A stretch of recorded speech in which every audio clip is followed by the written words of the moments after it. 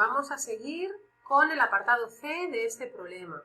¿Os acordáis que en los apartados anteriores, bueno, que teníamos una estación espacial, un satélite orbitando en torno a la Tierra, y habíamos calculado, por un lado, cuál era la velocidad orbital de la estación, habíamos calculado, bueno, la velocidad daba esto, son 7.669,3 metros por segundo, habíamos calculado la aceleración orbital de la estación, que la teníamos aquí, que era 8,70 metros por segundo cuadrado, y luego habíamos calculado cuántas vueltas da la estación alrededor de la Tierra en 24 horas, ¿vale? Y ahora en el apartado C nos están pidiendo otra cosa diferente, nos están diciendo que cuál es la energía necesaria para trasladar la estación desde la órbita de 400 kilómetros, es decir, desde aquí, a una órbita geoestacionaria, es decir, tenemos el satélite orbitando en esta órbita y queremos ponerlo en otra órbita diferente. Aquí tenemos que recordar tres cosas importantes para poder hacer esta parte del ejercicio. Primero, ¿os acordáis qué significaba que una órbita fuera geoestacionaria? Bueno, una órbita geoestacionaria, si no os acordáis, es aquella en la cual el periodo que tarda, en este caso el satélite, en dar una vuelta a la Tierra, dura lo mismo que la Tierra en dar una rotación sobre sí misma. Es decir, el satélite tardará 24 horas, un día, en girar sobre sí mismo, que coincide con el periodo de rotación de la Tierra. Es decir, que si tú tienes un satélite y aquí está la Tierra, siempre se están mirando, o sea, el satélite siempre mira al mismo punto de la Tierra, giran a la vez. ¿Me entendéis? Vale. Eso es lo primero que hay que recordar. Luego hay que acordarse, porque claro, el satélite está aquí, en esta órbita, y va a dar un salto hacia otra órbita, que puede estar o por aquí o por allí. Eso tendremos que calcular, es decir, tenemos que calcular cuál es la nueva distancia, la nueva R, entre la Tierra y la nueva órbita geoestacionaria. Y por último, tenemos que acordarnos de cómo se calculaba la energía. La energía necesaria para pasar de una órbita a otra, tendremos que ver cuál es la energía que tenemos aquí, la energía mecánica que tenemos en esta órbita, cuál es la energía mecánica que tenemos en la nueva órbita a una distancia r2, y la diferencia entre esas energías es la energía que necesitas para dar ese salto, para trasladar la estación de esta órbita a otra órbita.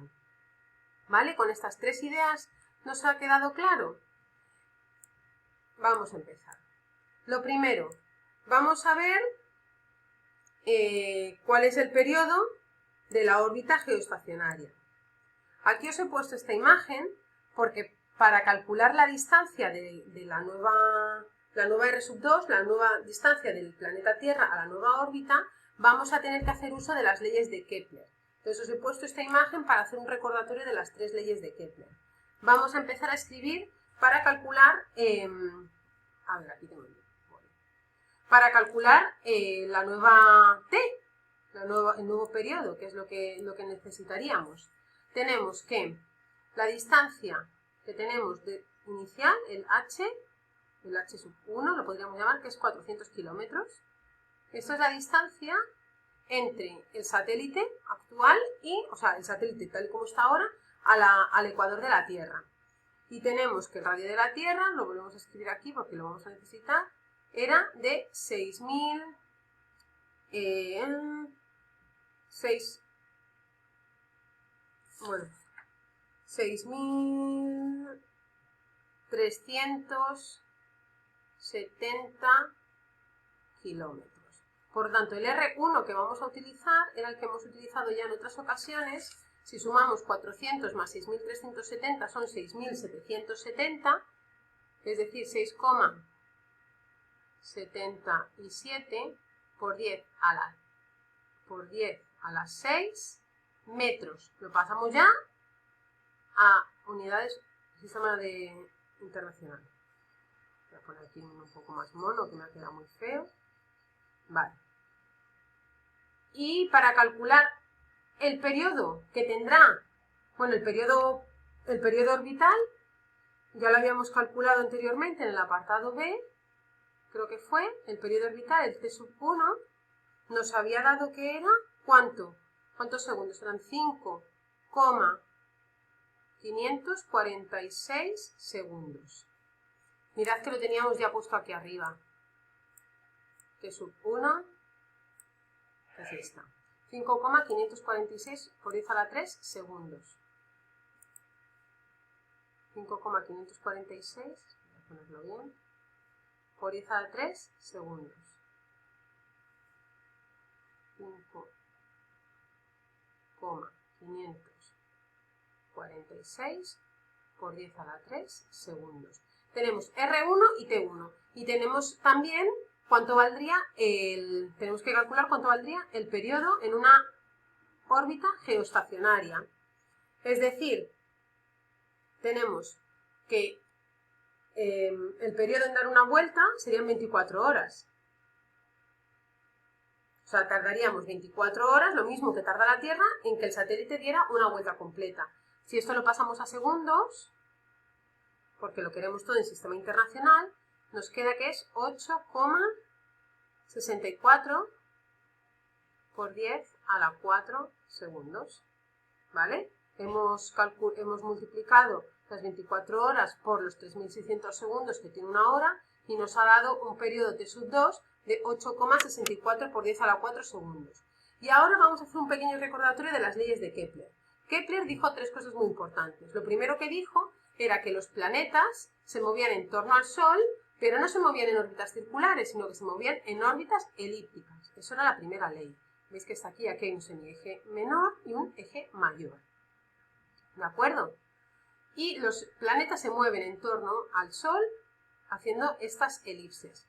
Luego nos decía que la velocidad que recorre áreas iguales en tiempos iguales, es decir, que el área que subtiende aquí dentro es la misma en cualquier lugar. ¿Eso qué significa?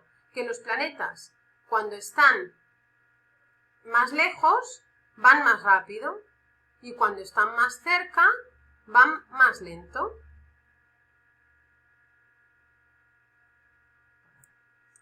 Y por último, la tercera ley de Kepler establece una relación entre el periodo de la órbita y la distancia del eje mayor.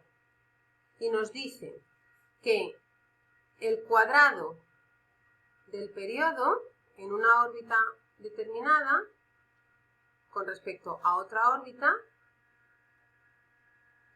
está relacionada con el cubo del semieje.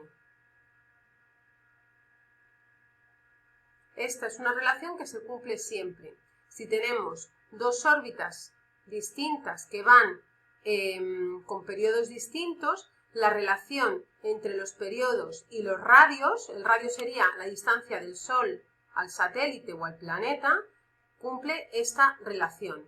Y esta es la ecuación que nos va a ayudar para calcular el qué. ¿Qué nos falta aquí? Tenemos R1 y T1 y tenemos T2. Pues para calcular R2, es decir, cuál es la distancia a la que se tendrá que colocar nuestro satélite para estar en una órbita geoestacionaria.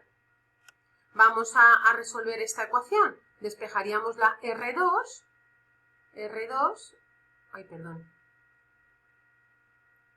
al cubo, que es la relación que nos viene aquí, R2 al cubo. ¿Cómo haríamos? Bueno, vamos a hacerlo paso a paso. Multiplicamos cruzado, T1 al cuadrado por R2 al cubo tendrá que ser igual a T2 al cuadrado por R1 al cubo. Multiplicado en aspa. Y ahora despejo R2. La T1 cuadrado que está aquí multiplicando, pues pasará como dividiendo. Y arriba nos queda T2 al cuadrado y la R1 al cubo. Para despejar R2 tendremos que hacer el qué. Si está elevado al cubo tendríamos que hacer una raíz cúbica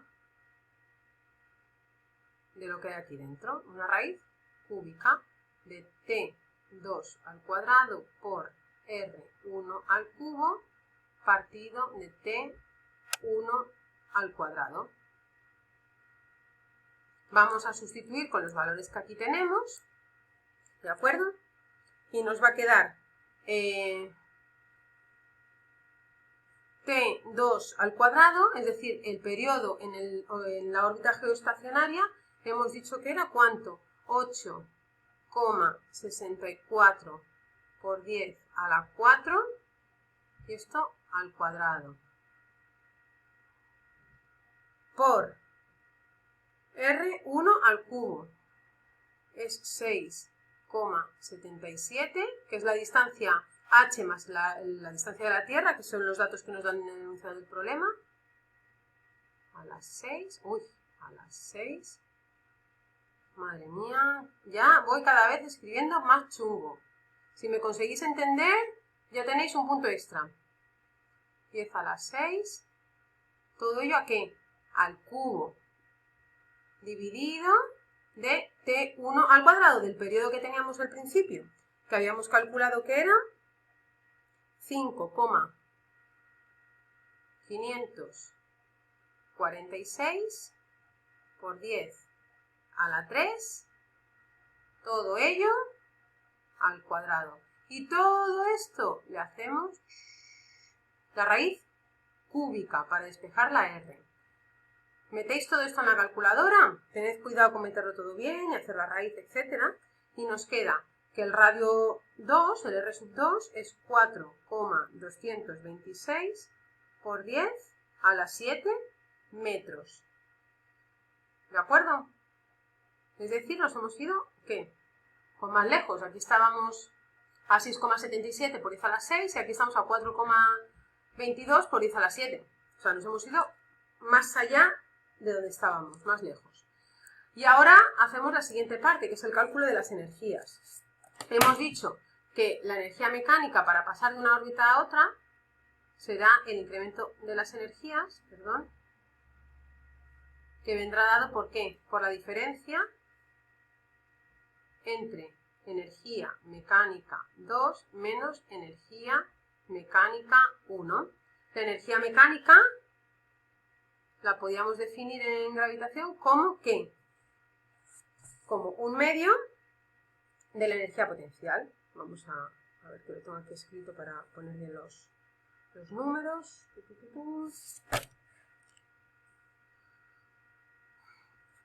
Un medio de la energía potencial. Por lo tanto, energía mecánica en la primera situación, conocíamos que era la energía potencial, vamos a poner energía potencial en la primera situación es menos G, masa de la Tierra por la masa del satélite, partido de ¿qué? De la R sub 1. Y que esto es igual, metemos los datos, no lo voy a escribir porque ya se me está acabando el tiempo, hacedlo vosotros, pero simplemente meter los datos que ya conocemos, la G, la masa de la Tierra, la masa del satélite y la R sub 1, que era esta, la de 6,77 por 10 a la 6, y nos queda que esto es igual a 1,88 por 10 a la 11, a las 11 julios. Y energía potencial 2, potencial en la segunda situación, es decir, en la órbita geoestacionaria, es igual a G, masa de la Tierra. Esto es igual, ¿veis que esto es lo mismo? Lo que cambia aquí es la R sub 2. Aquí le he puesto mayúscula, aquí minúscula, es la misma R, ¿vale? Lo he puesto diferente, pero es exactamente lo mismo. Con esta R sub 2 que hemos calculado aquí arriba, la introducimos aquí. Y nos queda que la energía potencial en la segunda situación es de... Ay, perdón, esto lo he puesto mal. Metedlo bien en la calculadora porque he mezclado. Energía potencial 1.